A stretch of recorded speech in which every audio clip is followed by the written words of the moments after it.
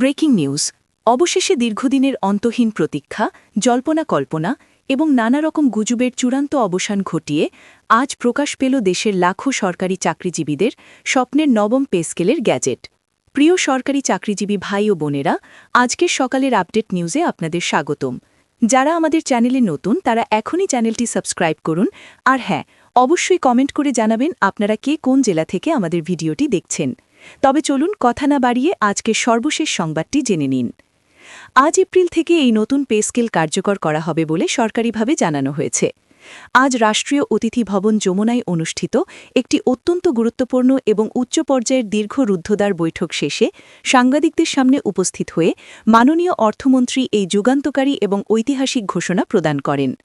বিস্তারিত তথ্য বিশ্লেষণ করে দেখা যায়, দেশের লাখ লাখ সরকারি কর্মকর্তা এবং কর্মচারীর জন্য এটি এক বিশাল স্বস্তির খবর এবং একই সাথে প্রশাসনিক ক্ষেত্রে এক বড় ধরনের পরিবর্তনের সূচনা। দীর্ঘদিন ধরে সরকারি চাকরিজীবীদের যে প্রাণের দাবি ছিল, যে আকাশচুম্বী প্রত্যাশা ছিল, তারই এক বাস্তব এবং দৃশ্যমান রূপ আজ সবার সামনে উন্মোচিত হয়েছে। এই ঘোষণার মাধ্যমে সারা দেশের সরকারি দপ্তরগুলোতে এক উৎসবমুখর পরিবেশের সৃষ্টি হয়েছে। আজ যমুনায় অনুষ্ঠিত এই অত্যন্ত তাৎপর্যপূর্ণ বৈঠকে উপস্থিত ছিলেন মাননীয় প্রধানমন্ত্রীসহ সরকারের বিভিন্ন পর্যায়ের নীতি নির্ধারক এবং ঊর্ধ্বতন কর্মকর্তারা।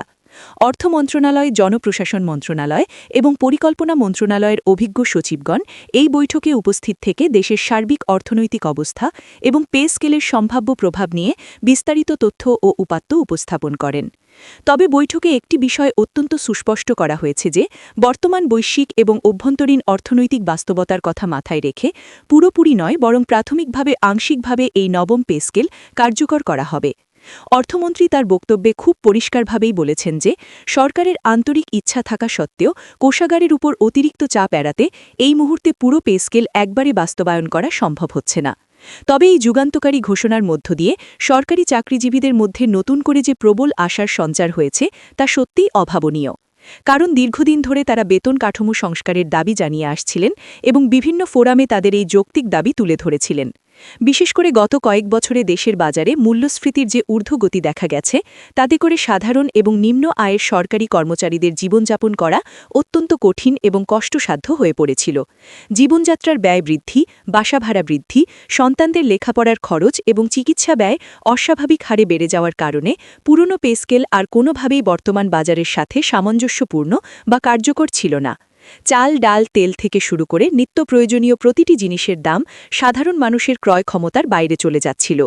ঠিক এইরকম একটি দমবন্ধ করে পরিস্থিতিতে নবম পে স্কেলের এই গ্যাজেট প্রকাশ তাদের জন্য এক পশলা স্বস্তির বৃষ্টির মতো কাজ করেছে।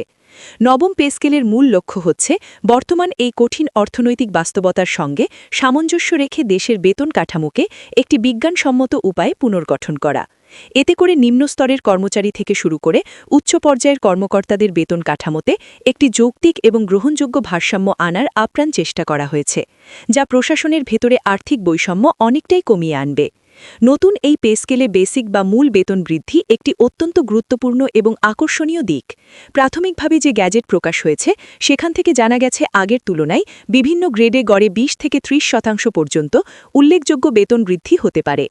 সরকারের এই যুগান্তকারী পদক্ষেপটি মূলত তাদের জন্যই সবচেয়ে বেশি উপকারী হবে, যারা নিচের দিকের গ্রেডগুলোতে অত্যন্ত কষ্ট করে চাকরি করছেন। বিশেষ করে যারা নিম্ন গ্রেডে কর্মরত আছেন, তাদের জন্য এই বৃদ্ধির হার আনুপাতিক হারে কিছুটা বেশি রাখা হয়েছে, যাতে তাদের জীবনযাত্রার মান অন্তত একটি সম্মানজনক পর্যায়ে উন্নীত হয় এবং তারা তাদের পরিবারের মৌলিক চাহিদাগুলো নিশ্চিন্তে মেটাতে সক্ষম হন।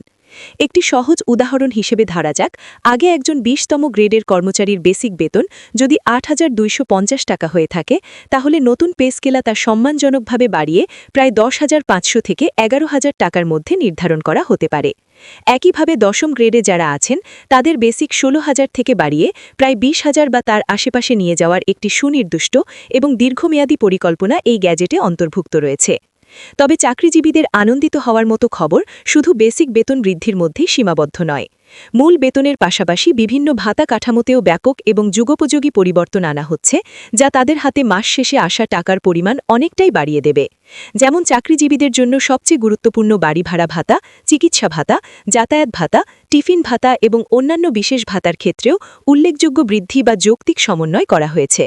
বিশেষ করে শহর বা এলাকা ভেদে বাড়ি ভাড়ার ভাতা নির্ধারণের বিষয়টি একদম নতুন করে বাস্তবতার নিরিখে বিবেচনা করা হয়েছে। কারণ ঢাকা বা চট্টগ্রামের মতো বড় শহরগুলোতে বাসা ভাড়া অন্যান্য ছোট জেলা বা উপজেলার তুলনায় অনেক বেশি। আরেকটি অত্যন্ত গুরুত্বপূর্ণ এবং ভবিষ্যৎমুখী বিষয় হল ইনক্রিমেন্ট বা বার্ষিক বেতন বৃদ্ধির হার। নবম পে স্কেলে এই ইনক্রিমেন্টের হার আগের চেয়ে কিছুটা বাড়ানোর জোরালো পরিকল্পনা রয়েছে, যাতে কর্মচারীরা প্রতি বছর একটি সম্মানজনক এবং যুক্তিসঙ্গত হারে বেতন বৃদ্ধি পেতে পারেন, যা তাদের ক্রমবর্ধমান মূল্যস্ফীতির সাথে টিকে থাকতে সাহায্য করবে। এর ফলে দীর্ঘমেয়াদে তাদের সামগ্রিক আর্থিক অবস্থার ব্যাপক উন্নতি ঘটবে এবং তারা ভবিষ্যতের জন্য সঞ্চয়ের দিকেও কিছুটা মনোযোগ দিতে পারবেন। এছাড়া অবসরপ্রাপ্ত সরকারি কর্মচারীদের জন্য পেনশন ব্যবস্থার ক্ষেত্রেও বেশ কিছু যুগান্তকারী পরিবর্তনের সুস্পষ্ট ইঙ্গিত পাওয়া গেছে এই নতুন ঘোষণায়। যদিও এই পেনশন কাঠামোর বিষয়ে একেবারে বিস্তারিত এবং খুঁটিনাটি তথ্য এখনও পুরোপুরি প্রকাশ করা হয়নি, তবে খুব দৃঢ়ভাবে ধারণা করা হচ্ছে যে যারা ইতিমধ্যে অবসরে গেছেন বা সামনে যাবেন তাদের আর্থিক সুবিধা এবং সামাজিক নিরাপত্তা বাড়ানোর দিকেও সরকার এবার বিশেষ এবং আন্তরিক নজর দিয়েছে।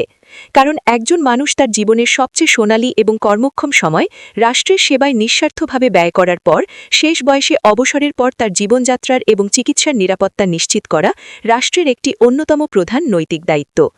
অর্থমন্ত্রী তার বিস্তারিত বক্তব্যে আরও একটি বিষয় পরিষ্কার করেন যে বর্তমান বৈশ্বিক অর্থনৈতিক টালমাটাল পরিস্থিতি, ডলার সংকট এবং আমদানি ব্যয়ের কথা গভীরভাবে বিবেচনা করে পুরো পে স্কেল একবারে শতভাগ কার্যকর করা এই মুহূর্তে কোনোভাবেই বাস্তবসম্মত নয়।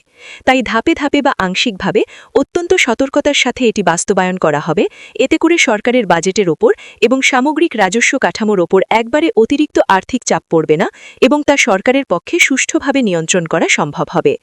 এই আংশিক বাস্তবায়নের ফলে শুরুতে হয়তো চাকরিজীবীরা তাদের কাঙ্ক্ষিত সব সুবিধা একসাথে পাবেন না, তবে ধীরে ধীরে একটি নির্দিষ্ট সময়ের মধ্যে এর পূর্ণাঙ্গ বাস্তবায়নের দিকে রাষ্ট্র নিশ্চিতভাবে এগিয়ে যাবে।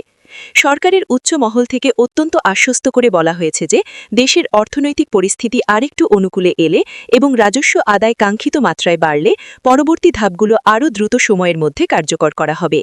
এই ঐতিহাসিক ঘোষণার পর দেশের বিভিন্ন মহলে ব্যাপক এবং মিশ্র প্রতিক্রিয়া দেখা গেছে।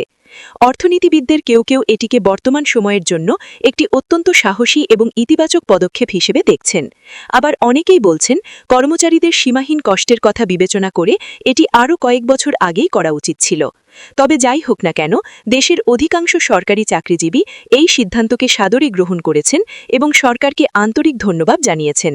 বিশেষজ্ঞদের মতে এই বিশাল পে স্কেল কার্যকর হলে দেশের সামষ্টিক অর্থনীতিতেও একটি বিরাট এবং দৃশ্যমান ইতিবাচক প্রভাব পড়বে।